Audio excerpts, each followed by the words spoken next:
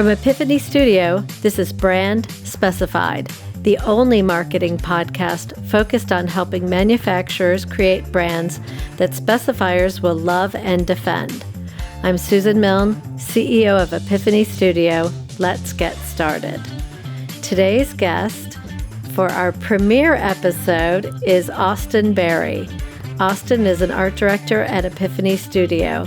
Austin's at ground zero, quite literally the birthplace of brands. Austin, welcome to the show. It's so good to be here. We've worked so long to get this podcast off the ground. It's great to finally get things moving. I think we should probably, before we get into all the questions about why branding is so important and the ways that I work through it, I think it'd be great to talk about why we wanted to start this podcast and what we're doing. Absolutely. You know, architects and designers specify thousands of products and building materials annually, and that represents billions of dollars in sales for manufacturers. You know, when I first started in this industry, I fell in love immediately working on marketing for building material clients, because the person who chooses the product doesn't install the product, doesn't buy the product, and doesn't live with the product. So the sale is really interesting. But figuring out why some manufacturers get specified and others get substituted is really key to growing sales. And I think, Austin, we tend to do really well with clients who are either new to the market or want to do a rebrand. Yes. Or bringing actually, adding to their existing line. Yeah, no, absolutely. We do really well with manufacturers who have a great product and who are really passionate about it, but just don't know how to market. And we really think that our place is to allow people like that to run their company and sell their product, and we will do the marketing. Don't worry about that. Don't worry about making your spec sheets pretty or your logo nice. We'll handle that. We want you to do what you're good at and sell your product. The reason we put our focus on brands is because that is everything. Once your brand is defined and your positioning is defined, all of your marketing has to fall in line with that, whether it's digital, a spec sheet, a sample, whether it is a trade show, or even in your email signature. So it's really a lot to take in and try to curate. And Austin, I think that is another word I would use to describe you, is a curator. That is exactly sort of what we do, and what I do is to curate, to kind of define what a brand is while we're getting into it. We're not just talking about your logo or your typeface, because it's more than that. A brand is every touch point. It's your messaging, it is your social media pages, it's your logo, it's how you present yourself in every aspect, and it becomes more than the sum of its parts. Absolutely. So can you tell us what kind of work you're responsible for at Epiphany? So I am the art director, which means, it feels weird to be telling you this, but it means I'm responsible for everything, every creative piece that goes out the door I have to look at. So it's more than just, is this logo pretty? Does this brochure look nice? Did it print well? It's really thinking about brands and materials on a core level. It's like, when we're looking at a company's brand, are we telling the right story? It's everything that has to do with design, messaging, creative, execution, all of that. While you're considering that, obviously, our clients are manufacturers in the building material space primarily.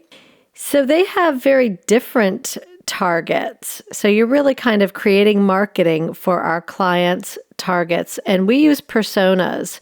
So can you talk a little bit about how you think about a persona when you're creating marketing materials? Yeah. So for the uninitiated, a persona is, how would you describe it? I would say it's an ideal customer profile. Yeah, it's an ideal customer profile. It is, you try to pick who your target customers are going to be. If anyone could buy your product, who would you want that to be? So we try to think very hard about who buys particular products or services that our clients offer, and what do those personas value? An architect or a designer is going to value very different things than a contractor or an engineer.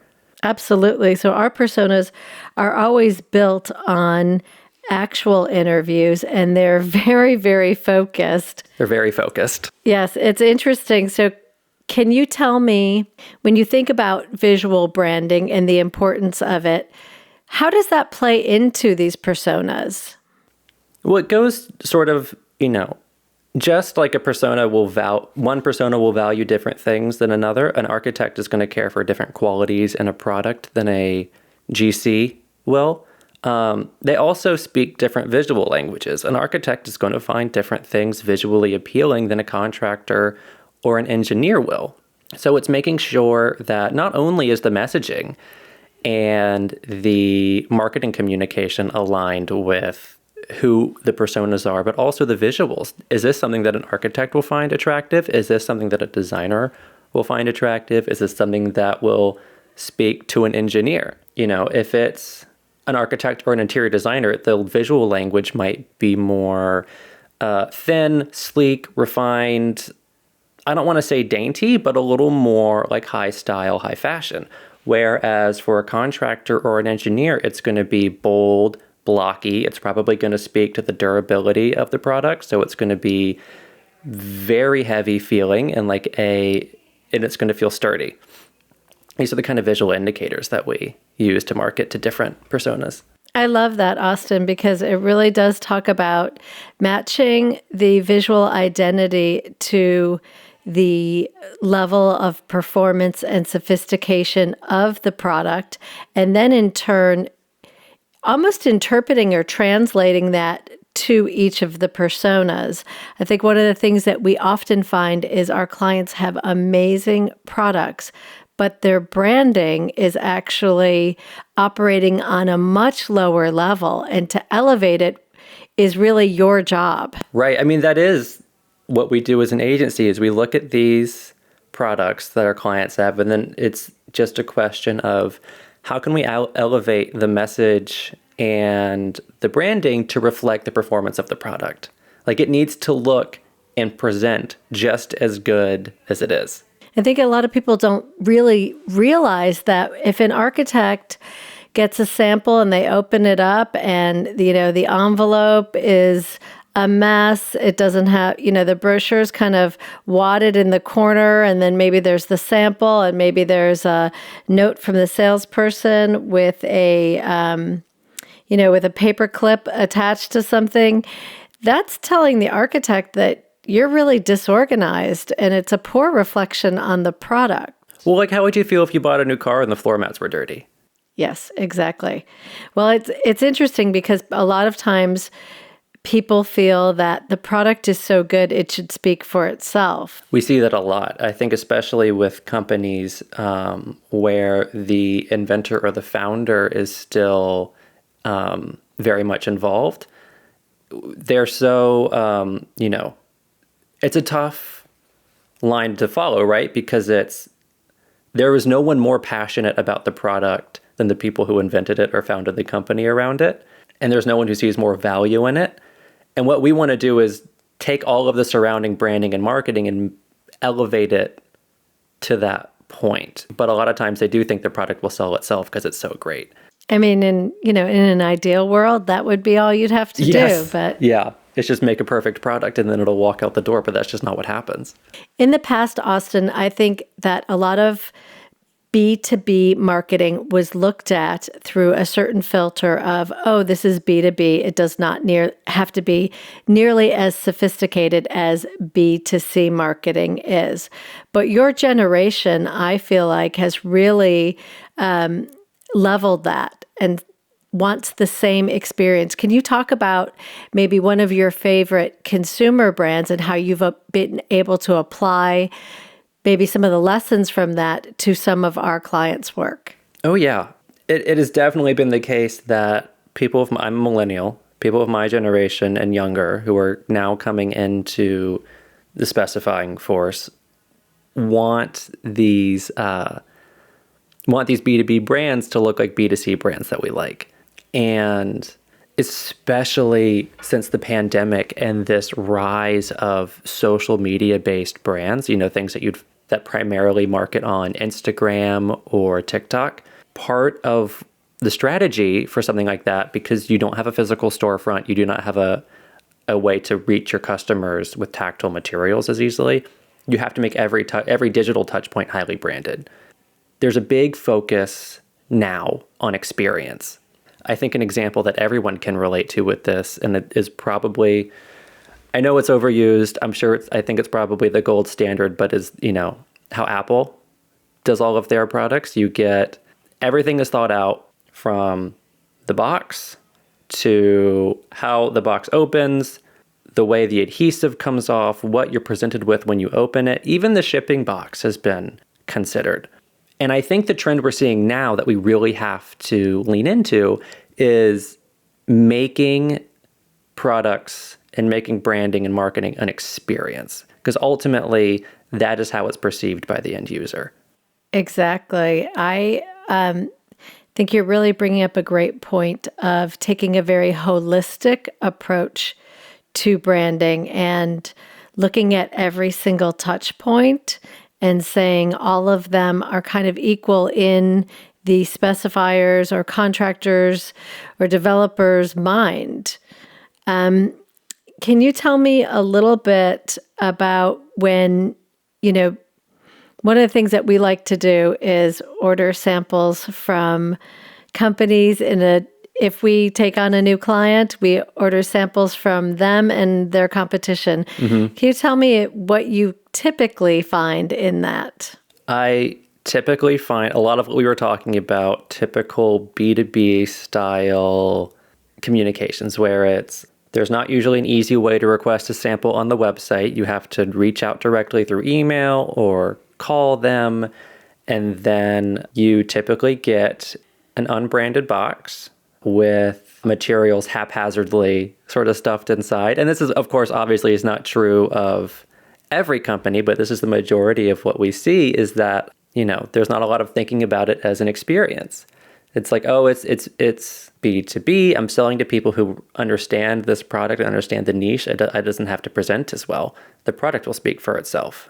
But when we do get sample kits that come in that have been thought of as an experience, and they're like, wow, this brochure is really printed on beautiful paper and the box is branded and everything is packaged nicely, and they thought about the convenience on my end, it is a much better experience. Absolutely. I think one of the other things that we hear a lot about in the specifiers world especially is wanting to really reduce waste. So, the box should be the appropriate size. It should be recyclable. Do you factor any of that in when you are designing? Well, we have heard that over and over from architects, especially. It's like they don't want a bunch of boxes and stuff piled up in their libraries or in their studios. Especially now that so many people are working from home, you really don't want all that crap sitting around your house. So yeah, we do take that into very serious consideration when we're designing. It's not always feasible to get a custom box that is exactly the right size to fit the product, or get custom molded packaging inserts that fit the product exactly well. You do have to play the cards you're dealt. We totally get that, but it is really important to think about the end user. One thing we always try to do when we're putting together sample kit packages is make sure that we provide an easy avenue for them to return it. We have done, for example, like creating a special web page or a special email address that they can reach out to get a return label for their shipment, so they don't have to have it sitting around. And that sample pack can be reused for the next person. I am so happy you brought that up, because that is one of the things that I think is so incredibly easy for manufacturers to do, and it goes such a long way with specifiers. Put that in, hey, you want to return the sample? Email here or give a link to fill out a form and we'll send you a label. And it really shows that whether the specifier takes them up on it or not, it really goes a long way to promote goodwill that lets an architect or a designer know we understand your world, we understand what's important to you, and we are marketing to you in a way that's in line with your values. Well, and that takes us right back to branding in a way, doesn't it? Because, one thing that we want to convey in this episode all about branding is that branding is more than a pretty logo or colors or your typeface. It's everything. It's every touch point in which you interact with your customers.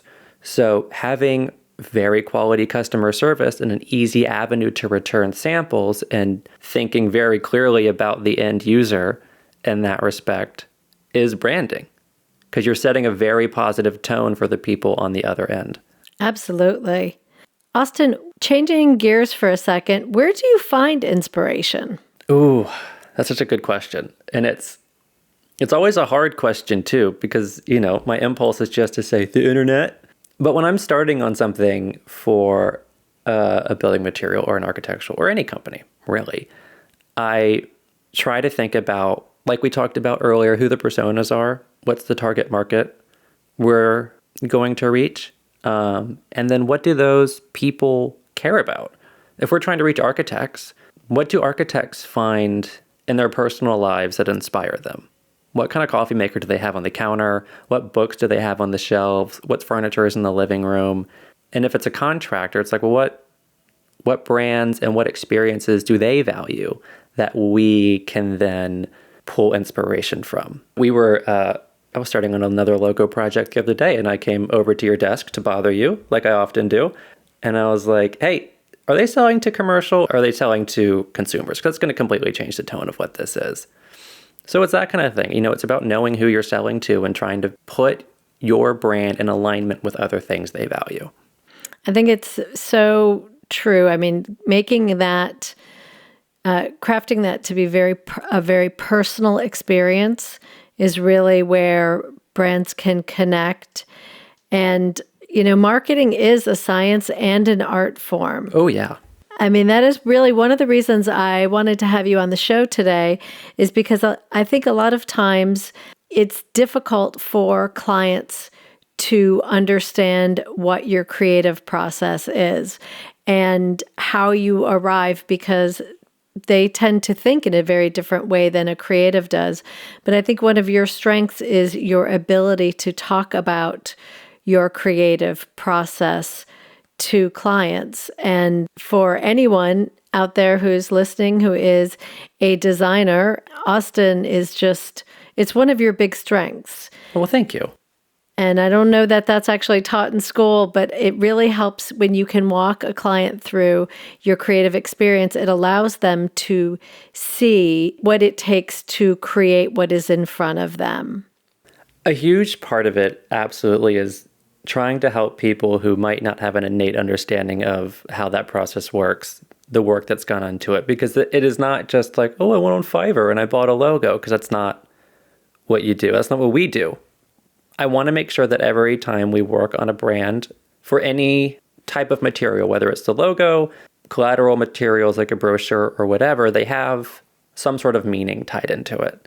And I always want to make sure that we explain to our clients how we have understood their brand and their product and how that we've tied that meaning and those values into what we created for them. Because ultimately, I mean, a brand is a lot more than the sum of those parts. It's about every aspect of how you present it. Absolutely. I mean, God, you worked for Coca-Cola. You know that. I mean, talk about a brand that is more than the sum of its part. There's so much cultural baggage and significance that goes into that imagery. I mean, that is like the example of what branding is. Yes, it really, working for Coca-Cola, working on that account really taught me so much about how every single touch point can be really leveraged and has to be very, very thought out and well crafted.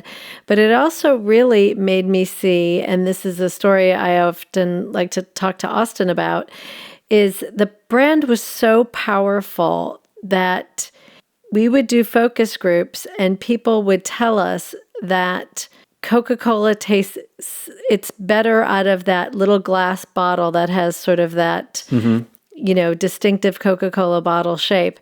And even though it was the same Coca-Cola that was in the 2-liter bottle, it just tasted different to them. Well, that's because the glass bottles are better. Yeah. I mean, that's just science. Also in their heads because of what it means, that cultural heritage. But our clients, manufacturers in the building material space, unless you are a real a very large company that has really crafted its brand very carefully over the years, a lot of them don't have that iconic power. So if you had 3 tips to share with manufacturers, what would they be? Mm-hmm. Well, brands like Coca-Cola have that iconic power because they've created it. It doesn't come from nowhere. It takes a lot of work. If I had 3 tips about how you start that journey and begin to take your brand and elevate it, I think the first one, of course, would be consistency. Whatever logo you have, whatever colors you use them consistently across all of your platforms. Make sure that you are using similar language, that you are presenting the same materials. It's like you want to make sure that your company is recognizable no matter where a consumer finds it. The other tip I think I would have is to really think about who your personas are, because that's ultimately the key to it, is that you need to make sure that how you're talking to people aligns with how they want to be talked to and the language that they speak. All of these things should be built with the end goal consumer as the foundation. The persona should always be the foundation. Is the third tip allowed to be hire us? Is that an option? It certainly is an option. Because we'll just do it. I'll do it. I'll make you pretty. I think the third thing that I've always really admired about the way that you work is that you're very authentic to that brand. So really making sure that everything is, yes, consistent in line with the personas, but also really reflects not only the product, but the company. Yeah. That's something that, in a lot of ways I've learned from working with you is that authenticity needs to be at the forefront because you want the company to reflect both the product, but also the people. You don't want to, especially when we're working with these smaller companies, you don't want to present a false face. You don't want to seem fake because specifiers, consumers, people can see right through that very quickly. People can see fakes a mile away. Austin, you've been a fantastic guest. Thank you so much for being with us today and helping everyone understand the power of building a very strong brand. Yeah, thank you so much for having me. I had a lot of fun. I hope you've enjoyed this episode of Brand Specified from Epiphany Studio. If you're interested in how to build a brand and market it to grow sales to specifiers, you can reach us at epiphany-studio.com. Special thanks this week to Austin, our in-house art director, for joining us to talk about all things design and branding. Cheers.